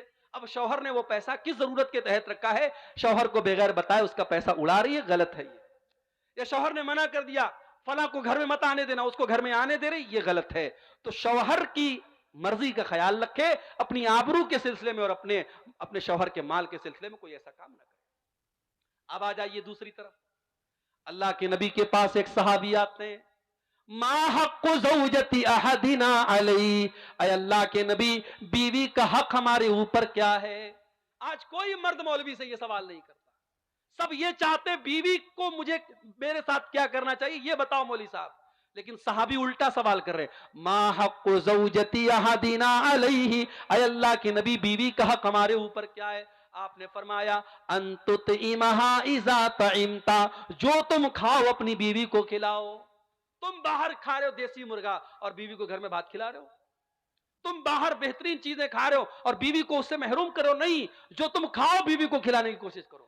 वह तकसुहा इज़्ज़त तसईता, और जिस मेयार का कपड़ा तुम पहनते हो उसी स्टैंडर्ड और मेयार का कपड़ा अपनी बीवी को पहनाओ। अगर तुम महंगे कपड़े पहनते हो, तुम ब्रांडेड कपड़े पहनते हो, तो बीवी को भी अच्छा कपड़ा पहनाओ। वला तज़रिबिल वजहा, और कभी बीवी के चेहरे पर हाथ न उठाना, कभी बीवी के चेहरे पर न मारना। वला तुकब्बे, और कभी बीवी से गाली गलौज न करना। वला तहजुर इल्ला फिल बैत, और जितना भी झगड़ा हो जाए, मियां बीवी का झगड़ा घर के बाहर न जाए, उसको कभी घर के बाहर न निकालना। ये बीवी का हक है आपके ऊपर। और आप एक बात याद रखिए मेरे भाई, आप माशाअल्लाह बड़े चेहरे पर शरई दाढ़ी है, माथे पर सज्जे का निशान है, 5 टाइम की नमाज के आप पाबंद हैं, रात में तहज्जुद भी पढ़ते हैं, मगर एक चीज अगर आपके अंदर नहीं है, आप अपनी बीवी के साथ अच्छे शौहर नहीं है, तो आप अच्छे नहीं है मेरे भाई। अल्लाह के नबी फरमाते हैं खैरुकुम li अहलिही व अना खैरुकुम li अहली, तुम में सबसे बेहतरीन इंसान वो है जो अपने परिवार के लिए, अपने बीवी बच्चों के लिए बेहतरीन हो, और मैं अपनी बीवी बच्चों के लिए बहुत अच्छा हूं, मैं एक अच्छा शौहर भी हूं, मैं एक अच्छा बाप भी हूं। अम्मा आयशा से पूछा गया अल्लाह के प्यारे नबी जब घर में होते तो क्या करते थे। अम्मा आयशा ने फरमाया काना यामलु फी बैतिही اللہ کے پیارے نبی اپنے گھر میں جس طریقے سے اور مرد اپنے گھر کی عورتوں کے کاموں میں ہاتھ بٹاتے ہیں، اللہ کے نبی اپنی بیویوں کے کاموں میں ہاتھ بٹا دیا کرتے تھے. اپنے بہت سارے کام اللہ کے رسول خود کر لیتے تھے. بیوی کو غلام بنا کے نہیں رکھتے تھے، بیوی کو نوکرانی بنا کے نہیں رکھتے تھے. تو یہ بہترین شوہر کی نشانی یہ ہے کہ وہ بیوی کے جذبات کا خیال رکھے. اللہ کے پیارے نبی صحابہ کے ساتھ جا رہے ہیں. آپ نے صحابہ سے کہا تم لوگ تھوڑا آگے نکل جاؤ. صحابہ تھوڑا آگے نکل گئے. حضرت عائشہ آپ کے ساتھ تھیں. آپ نے فرمایا اے عائشہ چلو سناٹا ہو گیا ہے، چلو ہم دونوں دوڑتے ہیں، مقابلہ کرتے ہیں، دیکھتے ہیں کون دوڑ میں آگے نکلتا ہے. اما عائشہ نئی نئی شادی ہوئی تھی، دبلی پتلی تھی، وزن کم تھا. جب دوڑنے لگی اللہ کے پیارے نبی پیچھے رہ گئے اور اما عائشہ آگے نکل گئی. اما عائشہ کو بہت مزہ آیا. انہوں نے ہنستے ہوئے فرمایا کہ اے اللہ کے نبی انی قد سبقتک، میں تو آپ سے آگے نکل گئی، آپ تو پیچھے رہ گئے. اللہ کے نبی مسکرا گئے، خاموش ہو گئے، کوئی جواب نہیں دیا. کچھ دنوں کے بعد ایک اور سفر تھا. اس سفر میں بھی آپ نے صحابہ سے کہا تھوڑا آگے نکل جاؤ، اور اتفاق سے اس سفر میں بھی حضرت عائشہ آپ کے ساتھ تھی. آپ نے فرمایا عائشہ بہت دن ہو گئے، چلو ایک بار پھر ہم دونوں ریس کرتے ہیں، دوڑ کا مقابلہ کرتے ہیں، دیکھتے ہیں کون آگے نکلتا ہے. اما عائشہ فرماتی ہیں اب اس مرتبہ میں تھوڑی موٹی ہو گئی تھی، میرا بدن تھوڑا فربا ہو گیا تھا، میرے بدن پہ تھوڑی چربی آ گئی تھی. جب اس مرتبہ میں دوڑنے لگی تو میں پیچھے رہ گئی اور اللہ کے پیارے نبی آگے رہ گئے. اللہ کے نبی نے ہنستے ہوئے فرمایا ہاذہ بتلکا، اے عائشہ شاید تم بھول گئی اس دن کا بدلہ آج میں نے لے لیا. یہ اللہ کے رسول کا واقعہ میں آپ کو بتا رہا ہوں میرے پیارے ساتھیوں، یہ سیرت النبی کا واقعہ آپ کو بتا رہا ہوں. اللہ کے نبی اس طریقے سے اپنی بیویوں سے ہنسی مذاق بھی کرتے تھے. ان کے جذبات، ایک مرتبہ مسجد نبی میں حبشی لوگ نیزوں کا کھیل کھیل رہے تھے. حضرت عائشہ اچک اچک کے دیکھ رہی تھیں. اللہ کے نبی نے کہا عائشہ تم دیکھنا چاہتی ہو؟ اللہ کے نبی کھڑے ہو گئے اور حضرت عائشہ اللہ کے رسول کے کندھے پر سر رکھ کر کے اس کھیل کو دیکھنے لگیں اور تب تک دیکھتی رہیں جب تک تھک نہ گئی. جب تھک گئی اللہ کے نبی نے کہا عائشہ کیا بات ہے؟ کہا اللہ کے نبی اب میں اندر جاتی ہوں. اللہ کے پیارے نبی اس طریقے سے اپنی بیویوں کے جذبات کا خیال رکھتے تھے. میرے بھائیوں رشتے محبت سے چلتے ہیں، رشتے قانون کے ڈنڈے سے نہیں چلتے ہیں. رشتے کچھ مان کر کچھ منوا کر کے چلتے ہیں. بیوی یہ سوچے شوہر میرے اشاروں پہ ناچے، شوہر یہ سوچے کہ بیوی میری غلام بن جائے، ایسے کام نہیں چلتا ہے. یہ محبت کا رشتہ ہے، یہ سکون کا رشتہ ہے. گھر کو اگر جنت بنانا ہے اور گھر والوں کو جنتی بنانا ہے تو ہمیں ان چیزوں کا لحاظ رکھنا پڑے گا. 2 پوائنٹ اور بات کر کے بات ختم کر رہا ہوں، 2 بجنے والے ہیں. آخری چیز یہ ہے میرے بھائیوں کہ ہم اپنے گھر میں نیک لوگوں کو دعوت دیں. اگر ہم چاہتے ہیں ہمارے گھر والے جہنم کی آنکھ سے بچیں اور ہمارے گھر والے نیک بنیں تو نیک لوگوں کو آپ گھر میں دعوت دیں، علماء کو دعوت دیں، صالحین کو دعوت دیں. آپ کے دسترخوان پہ نیک لوگ بیٹھیں گے، کھانا کھائیں گے. آپ کے بچے ادب سیکھیں گے، آپ کے بچے اسلام سیکھیں گے، آپ کے بچے ایمان سیکھیں گے. حضرت نوح علیہ السلام اللہ سے دعا کرتے ہیں ربی اغفر لی ولوالدی ولمن دخل بیتی مؤمنا وللمؤمنین والمؤمنات. اے اللہ مجھے بھی بخش دے، میرے ماں باپ کو بھی بخش دے، اور اے اللہ جو ایمان والا میرے گھر میں داخل ہو تو اس کو بھی بخش دے. پتہ یہ چلا کہ حضرت نوح علیہ السلام اپنے گھر میں ایمان والوں کو دعوت دیتے تھے. آپ اپنے گھر میں شرابیوں کو بلا کے کھانا کھلا رہے ہیں، زانیوں کو بلا کر کے اپنے دسترخوان پہ دعوت دے رہے ہیں، اس سے گھر میں برکت نہیں آئے گی. نیک اور صالح لوگوں کو آپ دعوت دیجئے. اور آخری چیز یہ ہے میرے بھائیوں کہ آپ جو ہے دعا کیجئے. اگر آپ کو لگتا ہے کہ آپ کے گھر میں کوئی برائی ہے، آپ کا بچہ غلط راستے پر چل رہا ہے، آپ کی بیوی اللہ کی نافرمان ہے، آپ اس کی اصلاح کی کوشش کیجئے اور اللہ سے دعا کیجئے. 2 دعائیں میں سکھا رہا ہوں، اس کو یاد کر لیجئے. پہلی دعا آپ کو قرآن کے 19ویں پارے میں ملے گی. 19ویں پارے میں سورہ فرقان کے آخر میں آپ کو یہ دعا ملے گی. اللہ کے نیک بندے یہ دعا اللہ سے کرتے ہیں ربنا هب لنا من ازواجنا وذرياتنا قرۃ اعین واجعلنا للمتقین اماما. اے اللہ ہمارے بیوی بچوں کو ہماری آنکھوں کی ٹھنڈک بنا دے، اور اے اللہ ہمیں تو متقیوں کا امام بنا دے. آپ کی بیوی بچے آپ کی آنکھوں کی ٹھنڈک کب بنیں گے؟ جب آپ کی بیوی آپ کو نماز کے لیے اٹھائے گی. فجر کی 5 بجے اذان ہو رہی ہے، اذان کی آواز آپ کے کانوں میں جا رہی ہے اور آپ کمبل اوڑھ کے لیٹے ہیں اور بیوی آپ کو جھجوڑ کر کے اٹھاتی ہے، اٹھیے جائیے نماز پڑھیے. آپ کو سگریٹ پیتا ہوا دیکھ کر کے آپ کی بیوی ٹوک رہی ہے، یہ چندے آ رہے ہیں، اللہ تعالیٰ ان کو قبول کرے، مجھے نام نہیں پتا کس نے تعاون کیا ہے، اللہ قبول کرے۔ میں یہ کہہ رہا ہوں میرے بھائیوں کہ آپ کی بیوی اور بچے جب اللہ کے فرما بردار بنیں گے تب آپ کی آنکھوں کی ٹھنڈک بنیں گے۔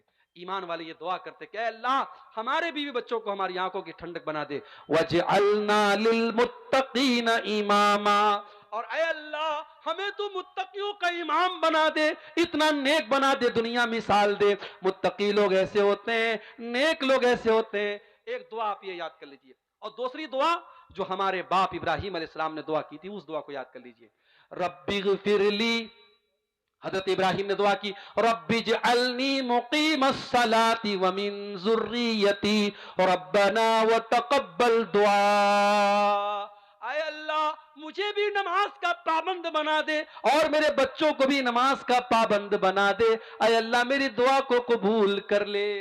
اپنے بچوں کے لیے دعا کیا کرو میرے بھائی، اپنی اولاد کے لیے دعا کیا کرو، اپنی اولاد کے عقیدے کے لیے دعا کیا کرو کہ اے اللہ مرتے دم تک میرے بچوں کو توحید پہ رکھنا۔ ابراہیم علیہ السلام یہ بھی دعا کرتے ہیں رب انہن اضللن کثیرا من الناس، اے اللہ ان بتوں کی وجہ سے بہت سارے ہلاک ہو گئے، وجنبنی وبنی ان نعبد الاصنام، اے اللہ تو مجھے اور میرے بچوں کو تو بتوں سے بچانا، میرے بچوں کو تو شرک سے بچانا۔ اپنی اولاد کی جیسے دنیا کی فکر کرتے ہو میرے بھائی، اپنی اولاد کی آخرت کی فکر کیا کرو۔ جب بھی دعا کے لیے اللہ کے سامنے ہاتھ اٹھایا کرو، اپنی اولاد کے لیے اپنی فیملی کے لیے بھی دعا کیا کرو۔ یہ چند باتیں گھروں کی اصلاح کے تعلق سے میں نے رکھی ہیں، امید کرتا ہوں کچھ باتیں کچھ تلخ بھی آ گئی، کچھ کڑوی بھی آ گئی، پہلی مرتبہ آپ کے علاقے میں آیا ہوں، اس امید کے ساتھ میں نے یہ باتیں رکھی ہیں کہ ہم صرف ایک کان سے سن کر کے دوسرے کان سے اڑا نہیں دیں گے، بلکہ ہم عمل کرنے کی کوشش کریں گے۔ اللہ سے دعا ہے رب العالمین ہم سب کو اپنے گھروں کی اصلاح کرنے کی توفیق عطا فرمائے۔ اللہ ہم سب میں سے جو باپ ہیں ان کو ایک ذمہ دار باپ بنا دے، جو مائیں ہیں ان کو ذمہ دار مائیں بنا دے، جو بیویاں ہیں ان کو نیک اور دیندار بیویاں بنا دے۔ اللہ ہمارے گھروں کو جنت نشان بنا دے، ہم سب کو کہنے سننے سے زیادہ عمل کرنے کی توفیق عطا فرمائے۔ ربنا تقبل منا انك انت السميع العليم وتب علينا انك انت التواب الرحيم۔ دعا کرا دیں کوئی اور، امام صاحب صدر صاحب نہیں کوئی؟ بسم اللہ الرحمن الرحیم الحمد للہ رب العالمین الرحمن الرحیم مالک یوم الدین ایاک نعبد و ایاک نستعین اهدنا الصراط المستقیم صراط الذین انعمت علیہم غیر المغضوب علیہم ولا الضالین تموتن الا وانتم مسلمون یا ایہا الناس اتقوا ربکم الذی خلقکم من نفس واحدہ وخلق منها زوجها وبث منهما رجالا كثيرا ونساء واتقوا الله الذي تساءلون به والأرحام إن الله كان عليكم رقيبا یا ایہا الذین آمنوا اتقوا اللہ وقولوا قولا سدیدا یصلح لکم اعمالکم ویغفر لکم ذنوبکم ومن یطع اللہ ورسولہ فقد فاز فوزا عظیما اما بعد فإن خیر الحدیث کتاب اللہ وخير الهدي هدي محمد صلى الله عليه وسلم وشر الأمور محدثاتها وكل محدثة بدعة وكل بدعة ضلالة وكل ضلالة في النار اعوذ باللہ من الشیطان الرجیم بسم اللہ الرحمن الرحیم وقرن فی بیوتکن ولا تبرجن تبرج الجاہلیت الاولی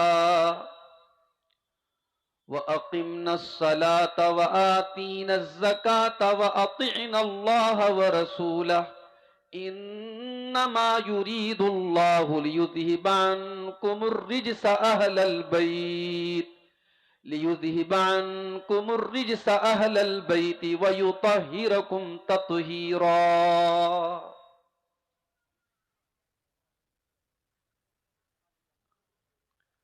فکر عقبا کی کر آج ہی بے خبر، کل کیا نہ بات ہے، کر کل کا کوئی بھروسہ نہیں۔ بہت اچھا، بہت خوب۔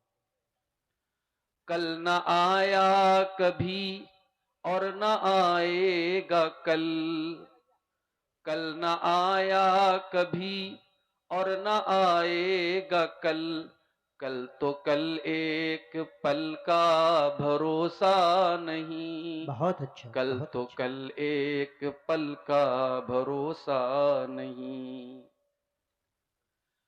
کر عبادت خدا کی جوانی میں تو، کیا بات ہے، کیا بات ہے۔ کل بڑھاپا تیرے سر پہ آ جائے گا، بے شک۔ قوت دس تو پا ختم ہو جائے گی، قوت دس تو پا ختم ہو جائے گی، پھر عبادت کا کوئی بھروسہ نہیں، کل نہ کر کل کا کوئی بھروسہ نہیں۔ سبحان اللہ۔ ناز کتنا تھا دولت پہ قارون کو، بھول بیٹھا تھا وہ دین و ایمان کو، خاک میں مل گئی اس کی دولت سبھی، بے شک، بے خاک شک۔ میں مل گئی اس کی دولت سبھی، ایسی دولت کا کوئی بھروسہ نہیں۔ شداد نام کا ایک انسان تاریخ میں گزرا ہے، اس نے اپنی ایک مصنوعی جنت بنائی تھی، دنیا میں اس نے جنت بنائی۔ شاعر کہتا ہے، روح شداد کی جب نکالی گئی، سیر باغ ارم کی نہ اس کو ملی، ہاتھ ملتا گیا اور یہ کہتا گیا، ہاتھ ملتا گیا اور یہ کہتا گیا، ایسی جنت کا کوئی بھروسہ ارے واہ نہیں، واہ واہ کل واہ نہ کر واہ، کل کا کوئی بھروسہ نہیں۔ بہت خوب، بہت اچھا۔ آج 2023 کی آخری رات ہے۔ آج رات پوری دنیا میں جتنی شراب پی جائے گی، جتنا زنا ہوگا، جتنی حرام کاریاں ہوں گی، شاید سال میں کبھی نہیں ہوتی، جبکہ انسان کو یہ معلوم نہیں ہے کہ وہ آج کی رات پوری گزار سکے گا کہ نہیں، وہ اگلے ایک منٹ، اگلے ایک گھنٹے کی گارنٹی نہیں لے سکتا، اور انسان نیا سال منا رہا ہے۔ یہ آخری شعر خاص طور سے سماعت فرمائیں۔ جی ہم عطا نے فرمائے۔ مانا اجل آئے گی ایک دن، ہم نے مانا اجل آئے گی ایک دن، کیا پتا کب کہاں روح پرواز ہو، بے شک۔ ہم نے مانا اجل آئے گی ایک دن، کیا پتا کب کہاں روح پرواز ہو، کیا پتا کب کہاں روح پرواز ہو، ہے مقدر تو مل جائے 2 گز زمیں، ہے مقدر تو مل جائے 2 گز زمیں، ورنہ تربت کا کوئی بھروسہ نہیں، فکر عقبا کی کر آج ہی بے خبر، کل نہ کر کل کا کوئی بھروسہ نہیں۔ صدر محترم، علماء کرام، محترم بزرگوں، نوجوان ساتھیوں، ماں اور بہنوں، پیارے بچوں، رات کے تقریباً 1:45 بج رہے ہیں، اور سردی امید سے زیادہ ہے، زبردست کوہرا پڑ رہا ہے، لیکن یہ آپ حضرات کی دین سے محبت ہے، علماء سے محبت ہے، قرآن و سنت سے محبت ہے، کہ آپ حضرات اتنی تکلیف اور سردی اٹھا کر کے بھی پنڈال کے نیچے بیٹھے، اور ہماری مائیں بہنیں بھی اچھی خاصی تعداد میں بیٹھی ہیں. اللہ تعالی ہم سب کی اس حاضری کو قبول فرمائے. اب تک علماء نے جو بیانات کیے ہیں اللہ تعالیٰ ان باتوں پر ہم سب کو عمل کی توفیق عطا فرمائے آمین. اور ہم سب کو کہنے سننے سے زیادہ عمل کی توفیق. میرے بھائیوں، آج کی تقریر میں قرآن کریم کی ایک آیت سے شروع کرنا چاہتا ہوں. قرآن کریم کے 28ویں پارے میں سورہ تحریم کی آیت نمبر 6 میں اللہ تعالیٰ نے ہمیں اور آپ کو ایک حکم دیا ہے. اسی حکم کے اوپر ہم غور کریں اور آج کی میری پوری تقریر کا خلاصہ اسی ایک آیت کے اندر موجود ہے. آئیے پہلے اس آیت کو پڑھتا ہوں، اس کا ترجمہ کرتا ہوں، پھر بات کو آگے بڑھاتا ہوں. قرآن کا 28واں پارہ، معاف کیجئے، قرآن کا 28واں پارہ سورہ تحریم آیت نمبر 6. یا ایھا الذین آمنوا قوا انفسکم واہلیکم نارا. جب قرآن میں یا ایھا الذین آمنوا کہا جائے تو تھوڑا کان کھڑا کر لیجیے. بھئی قرآن کا ہر حکم ہم سب کے لیے، مگر یہ اللہ تعالیٰ کا ایک انداز ہے. جب اللہ یا ایھا الذین آمنوا کہے تو اس کا مطلب یہ کہ اے میرے ایمان والے بندوں متوجہ ہو جاؤ، بی اٹینشن، دھیان سے سنو. تمہارا رب تمہیں پکار رہا ہے، تمہارا رب تم سے کچھ کہنا چاہتا ہے. بھئی ایک باپ ہے، وہ جب اپنے بچے سے کہتا ہے کہ اے میرے بچے تو ادھر آ، اس کے پیار بھرے لہجے کو سن کر کے بچہ دوڑا دوڑا جاتا ہے کہ میرا باپ مجھے پکار رہا ہے، کسی اور کو نہیں پکار رہا ہے. ایک ماں ہے، جب وہ اپنے بیٹے کو بلاتی ہے کہ اے میرے بیٹے، تو بیٹا دوڑا دوڑا جاتا ہے. اسی طریقے سے اللہ تبارک و تعالیٰ اپنے اربوں خربوں بندوں میں جب یا ایھا الذین آمنوا کہہ کر کے مخاطب کرے تو ہر ایمان والے کے کان ہی نہیں، اس کا دل اور دماغ بھی حاضر ہو جانا چاہیے کہ میرا رب ہم سے کچھ کہہ رہا ہے. یا ایھا الذین آمنوا، اے وہ لوگوں جو ایمان لائے ہو، قوا انفسکم، اپنے آپ کو بچاؤ، وَأَهْلِيكُمْ، اور اپنی فیملی کو، اپنے پریوار کو، اپنے گھر والوں کو بچاؤ، اپنے بیوی بچوں کو بچاؤ، اپنے اہل خانہ کو بچاؤ، اپنے پریوار کو بچاؤ. کس چیز سے؟ نارا، آگ سے. کیسی آگ؟ فرمایا وقودها الناس والحجارہ، ایسی آگ سے بچاؤ جس آگ کا ایندھن انسان اور پتھر ہوں گے. وہ پیٹرول سے نہیں جلے گی، وہ ڈیزل سے نہیں جلے گی، وہ کوئلے سے نہیں جلے گی، وہ لکڑیوں سے نہیں جلے گی. وقودها الناس والحجارہ، اس آگ کا ایندھن انسان اور پتھر ہوں گے. اے اللہ، دنیا میں ہم بہت دولت والے تھے، اگر کسی غیر قانونی کام میں پولیس والے پکڑ کے لے کے چلے جاتے تھے، ہم رشوت دے کر کے چھوٹ جایا کرتے تھے. عدالت تک معاملہ پہنچتا تھا، ہم عدالتوں میں جا کر کے وکیلوں سے بات کر کے سیٹنگ کر لیا کرتے تھے. اگر اور اوپر کے لیول کا معاملہ آتا تھا، ہم جج سے سودے بازی کر لیتے تھے. اے اللہ، یہ تیری جیل ہے، یہ تیری سزا ہے جہنم.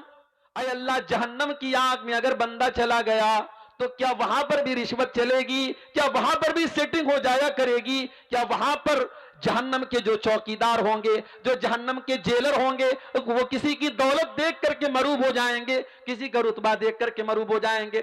فرمایا نہیں نہیں، علیہا ملائکۃ غلاظ شداد لا یعصون اللہ. جہنم کے داروغہ انسان نہیں ہوں گے، جہنم کے داروغہ فرشتے ہوں گے، اور فرشتے گناہ نہیں کرتے، فرشتے اللہ کی نافرمانی نہیں کرتے. جہنم کے داروغہ بڑے ٹائٹ ہوں گے، بڑے سخت ہوں گے، بڑے اسٹرکٹ ہوں گے، اور اللہ جتنا حکم دے گا وہ اتنا اس کو پورا کرے. اب یہ قرآن کی آیت میں نے آپ کے سامنے پڑھ دی. اس میں جس بات کی طرف میں آپ کا دھیان آکرشت کرنا چاہتا ہوں، آپ کی توجہ چاہتا ہوں، اللہ نے یہ کہا کہ اپنے آپ کو بچاؤ اور اپنی فیملی کو بچاؤ. ایسا کیوں کہا اللہ؟ اللہ ڈائریکٹ یہ بول دیتا اپنے آپ کو جہنم کی آگ سے بچاؤ. فیملی کا ذکر کیوں کیا؟ کیونکہ ہر انسان کی زندگی میں اس کے پریوار کی بڑی اہمیت ہو. انسان کسی اچھی جگہ جاتا ہے سوچتا ہے بیوی بچوں کو لے کے جاؤں. انسان کوئی اچھی چیز کھاتا ہے سوچتا ہے اپنی محترمہ کے لیے بھی لیتے چلوں, اپنے بچوں کے لیے بھی لیتے چلوں. حج کرنے جاتا ہے بیوی کو لے کے جاتا ہے, عمرہ کرنے جاتا ہے بیوی کو لے کے جاتا ہے. پریوار کو ہم بہت چاہتے ہیں, بہت محبت کرتے ہیں میرے بھائی. جس پریوار سے ہم اتنی محبت کرتے ہیں, جس فیملی سے ہم اتنا پیار کرتے ہیں کہ اسی فیملی کو سکھ پہنچانے کے لیے دن رات ایک کیے رہتے ہیں. صبح جب سے نیند کھلتی ہے رات کو بستر پہ جانے تک اپنے بدن کا ایک ایک قطرہ, اپنے پسینے کا ایک ایک قطرہ اپنے پریوار کے لیے ہم بہاتے ہیں. مزدوری کرنے والا, نوکری کرنے والا, بزنس کرنے والا اپنا دماغ کھپا رہا ہے, اپنے جسم کو تھکا رہا ہے. کس کے لیے؟ اپنے پریوار کے لیے, اپنے بچوں کے لیے.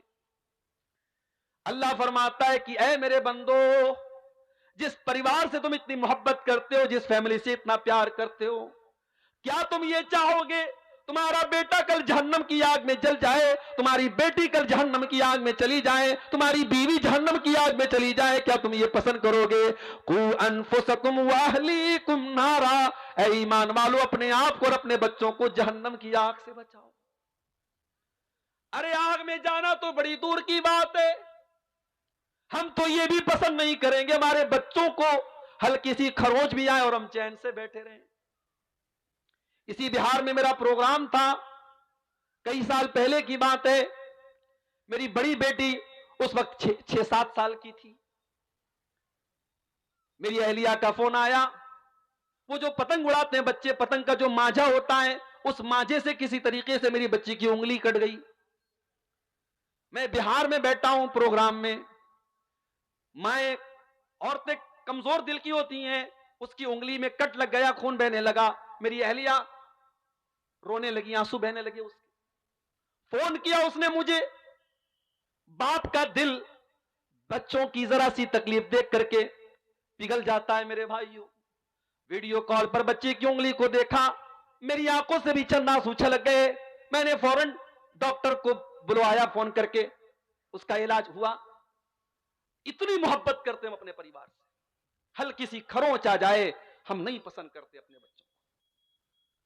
اللہ تعالیٰ اسی محبت کو یاد دلا رہا ہے کہ اے ایمان والو, جس پریوار سے تم اتنی محبت کرتے ہو, جس کے لیے اتنی محنت کرتے ہو, کل جہنم کی آگ میں تمہارا بیٹا جلنے لگے گا, تمہاری بیٹی جلنے لگے گی, تمہاری بیوی جلنے لگے گی. کیا تم یہ پسند کرو گے؟ قُوا أَنفُسَكُمْ وَأَهْلِيكُمْ نَارًا, اے ایمان والو اس جہنم کی آگ سے اپنے آپ کو بچا لو اور اپنی فیملی کو بچا لو. کبھی آگ میں جلتے ہوئے دیکھا ہے آپ نے؟ کسی نہیں جلتے ہوئے دیکھا ہے تو فلسطین کے ویڈیو ذرا اٹھا کے دیکھو. شاید دنیا کی تاریخ میں اتنے بڑے بڑے فرعون کبھی پیدا نہیں ہوئے جتنا بڑا فرعون آج اس دور میں فلسطین پر ظلم کرنے والا, اپنے آپ کو دنیا کا ٹھیکیدار سمجھنے والا ملک موجود ہے. دنیا کی تاریخ میں یہ مثالیں نہ دیکھی گئی ہوں گی کہ قبروں پر بلڈوزر چلا کر کے قبروں سے مردوں کو نکال کر کے جلایا جا رہا ہے, چھوٹے چھوٹے معصوم بچوں کو مارا جا رہا ہے. ہم اور آپ تو بڑے چین سے اپنے گھروں میں بیٹھے ہوئے ہیں, سردی کے موسم میں رضائی اوڑھ کے, گرمی کے موسم میں اے سی اور کولر کی ہوائیں کھا رہے ہیں. وہاں ہمارے فلسطینی بھائی کئی مہینوں سے ہزاروں کی تعداد میں مارے جا چکے اور مارے جا رہے ہیں. ان کے گھروں کو جلایا جا رہا ہے, ان کے اوپر میزائل کے حملے ہو رہے ہیں. آگ کیسی ہوتی ہے ذرا ان سے پوچھ لو میرے بھائی. آگ, جب کوئی انسان آگ میں جلتا ہے نا, اس کی ڈیڈ باڈی جب آپ دیکھیں گے, کمزور دل اور دماغ کا آدمی تو دیکھ ہی نہیں پائے گا, بے ہوش ہو جائے گا. دنیا کی آگ میں کوئی جل جائے ہم برداشت نہیں کر سکتے, ہم دیکھ نہیں سکتے. اے اللہ جہنم کی آگ کیسی ہوگی؟ اللہ کے پیارے نبی فرماتے ہیں انہا فضلت علی نار دنیاکم ب69, جہنم کی آگ دنیا کی آگ سے 69 گنا زیادہ خطرناک ہوگی. 69 گنا زیادہ خطرناک. دنیا کی آگ میں کوئی جل گیا, ایک بار جل گیا اس کے بعد وہ مر گیا، کام ختم ہو گیا۔ جہنم کی آگ میں ایک بار نہیں جلے گا۔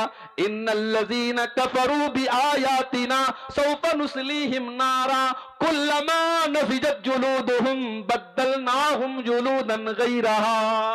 ہم جہنمیوں کو جب جہنم میں ڈالیں گے ہم بار بار ان کی چمڑی کو جلائیں گے، ایک بار جب ان کی چمڑی جل جائے گی ہم دوسری چمڑی چلا دیں گے اور پھر سے ان کو جلنے کی تکلیف دیں گے، بار بار وہ جلنے کی تکلیف کو جھیلیں گے۔ میرے بھائی حالات یہ ہو جائیں گے کہ جہنمی کہیں گے جہنم کے داروغہ سے، قالوا یا مالک لیقضی علینا ربک، جہنمی کہیں گے اے جہنم کے داروغہ، اے مالک اپنے رب سے کہہ دے کہ ہمارا کام تمام کر دے، یہ جہنم کی تکلیف ہم سے برداشت نہیں ہوتی، یہ جہنم کا دکھ ہم سے برداشت نہیں ہوتا۔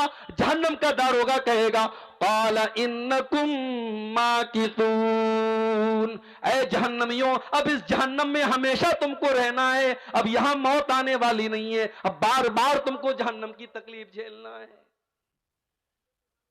اللہ کہہ رہا ہے کہ اپنے گھر والوں کو جہنم کی آگ سے بچاؤ۔ جس بچے کی انگلی کٹنا آپ کو گوارا نہیں ہے، جس بیوی کو ہلکی سی آگ اگر گیس کے لائٹر سے بھی اس کی آگ میں اگر آگ اس کے ہاتھ میں آگ لگ جائے تو آپ بے چین ہو جاتے ہیں، اس بیوی اور بچے کو جہنم کی آگ سے کیوں بچانے کی فکر نہیں کرتے میرے بھائی؟ آج کی میری تقریر کا عنوان یہی ہے میرے بھائی کہ اپنے گھر والوں کو ہم جہنم کی آگ سے کیسے بچائیں۔ ہر انسان کی زندگی میں اس کے گھر کی بڑی اہمیت ہوتی ہے، اللہ نہ کرے کوئی اپنے گھر سے بے گھر ہو جائے۔ تیاریاں تو کچھ ایسی ہی چل رہی ہیں، ایک مخصوص مذہب کے لوگوں کو آگے چل کر کے بہت بری طریقے سے ٹارگٹ کرنے کی تیاریاں چل رہی ہیں، اللہ ہم سب کی حفاظت فرمائے۔ گھر سے بے گھر کر دیا جائے، اس سے بڑھ کے تکلیف اور دکھ نہیں ہے ہو سکتا میرے بھائیوں۔ اسی لیے 1400 سال پہلے جب یہودیوں کے قبیلے نے مسلمانوں کے ساتھ غداری کی اور ان کو ان کے گھروں سے نکالا گیا تو اللہ نے اس کو اپنا عذاب قرار دیا۔ وَالَّذِي أَخْرَجَ الَّذِينَ كَفَرُوا مِنْ أَهْلِ الْكِتَابِ مِنْ دِيَارِهِمْ لِأَوَّلِ الْحَشْرِ، اے ایمان والو ہم نے ان اہل کتاب کے کافروں کو، ان یہودیوں کو ان کی غداری کی وجہ سے ان کے گھر سے نکال دیا۔ يُخْرِبُونَ بُيُوتَهُمْ بِأَيْدِيهِمْ وَأَيْدِي الْمُؤْمِنِينَ، یہ اتنے بڑے بدبخت تھے جب یہ اپنے گھر کو چھوڑ کے جانے لگے، اپنے دروازوں کو توڑ توڑ کے جا رہے تھے، اپنی کھڑکیوں کو توڑ توڑ کے جا رہے تھے تاکہ ان کے جانے کے بعد کوئی ان کے گھروں کو استعمال نہ کر سکے۔ اللہ نے کہا دیکھو کیسا عذاب ہمارا نازل ہو رہا ہے، اپنے گھر کو چھوڑ کے جا رہے ہیں اور اپنے گھر کو برباد کر کے جا رہے ہیں، اس کو توڑ پھوڑ کر کے جا رہے ہیں۔ گھر بہت بڑی چیز ہوتی ہے میرے بھائی، انسان کو زندگی میں سکون اگر ملتا ہے تو گھر میں ملتا ہے۔ آپ باہر جتنی بھی عیش و آرام سے 5 اسٹار ہوٹل میں رہیں، گھر کی جھوپڑی میں اپنی ماں کے پاس، اپنی بیوی کے پاس، اپنے بچوں کے پاس جو سکون ملتا ہے وہ کہیں نہیں ملتا ہے۔ اسی لیے اللہ نے فرمایا اللہ الذی جعل لکم من بیوتکم سکنا، اللہ نے تمہارے گھروں کو سکون کا ذریعہ بنایا ہے۔ تمہیں سکون ملتا ہے تو تمہارے گھر میں ملتا ہے، کیونکہ اسی گھر کے اندر تمہارے بچے ہوتے ہیں۔ اور بچے کیسے ہوتے ہیں میرے بھائی؟ اللہ کے پیارے نبی منبر پہ خطبہ دے رہے ہیں، جمعہ کا خطبہ دے رہے ہیں، آپ کے نواسے حضرت حسن و حسین سرخ رنگ کا، جس رنگ کا میں اس وقت بھی آپ کے سامنے بلیزر پہنے ہوں، جیکٹ پہنے ہوں، یہی سرخ رنگ تھا، لال رنگ تھا، اسی لال رنگ کا جوڑا پہن کر کے اللہ کے پیارے نبی کے یہ بچے اور نواسے مسجد میں داخل ہوتے ہیں، اور یہ گرتے پڑتے معصوم بچے ہیں 4-5 سال کے، یہ پھسلتے ہوئے نبی اکرم کے سامنے آتے ہیں۔ اللہ کے پیارے نبی اپنے جمعہ کا خطبہ روک دیتے ہیں، اپنے دونوں نواسوں کو اپنی گود میں اٹھاتے ہیں، اپنا خطبہ روک کر کے اپنے بچوں کو گود میں اٹھاتے ہیں اور کہتے ہیں او لوگو، اللہ نے قرآن میں کتنی سچی بات کہی ہے، انما اموالکم و اولادکم فتنہ، او لوگو تمہارا مال بہت بڑا فتنہ ہے اور تمہاری اولاد بہت بڑا فتنہ ہے۔ او لوگو اپنے ان نواسوں کو دیکھ کر کے محمد الرسول اللہ اپنے اوپر کنٹرول نہ کر سکے، اپنا خطبہ روک کر کے اپنے بچوں کو دلار کرنے لگے۔ بچے تو وہ چیز ہوتے ہیں میرے بھائی۔ اللہ کے نبی ایک مرتبہ حضرت حسن کو چوم رہے تھے، ایک دیہاتی بیٹھا تھا، اس نے کہا اے اللہ کے نبی آپ بچوں کو چوم رہے ہیں؟ آپ نے فرمایا کیوں؟ اس نے کہا ان لی عشرۃ من الاولاد، میرے 10 بچے، میں نے آج تک کبھی کسی بچے کو نہیں چوما، کسی بچے کو پیار نہیں کیا۔ اللہ کے نبی نے فرمایا اولا املک ان نزع اللہ من قلبک الرحمہ، اگر اللہ نے تیرے دل سے رحم نکال دیا ہے تو میں کیا کر سکتا؟ بچوں سے پیار کرنا، بچوں کو چومنا، بچوں کو گود لینا، بچوں کو کھلانا، یہ میرے نبی کی سیرت ہے میرے بھائی۔ بعض لوگ کیا ہوتے ہیں گھر میں بڑے خوخار ٹائپ کے ہوتے ہیں، مسکرا دے تو ایسا لگتا ہے کہ بہت بڑا احسان کر دیا انہوں نے، مسکرا دیا انہوں نے، ایک دم کھڑوس بن کر کے گھر میں آتے ہیں اور بڑے فخر سے کہتے ہیں صاحب میرے بچے تو مجھے دیکھ کے ڈر جاتے ہیں، میری بیوی مجھ کو دیکھ کے ڈر جاتی ہے۔ یہ کوئی اچھی بات نہیں ہے آپ کی بیوی آپ کو دیکھ کے ڈر جاتی ہے، میرے نبی کی سیرت نہیں ہے۔ میرے نبی کی سیرت یہ ہے کہ بچے آپ کو دیکھ کر کے خوش ہو جاتے تھے، بیوی آپ کو دیکھ کر کے خوش ہو جاتی تھی، تو گھر میں سکون ملتا ہے ہم کو۔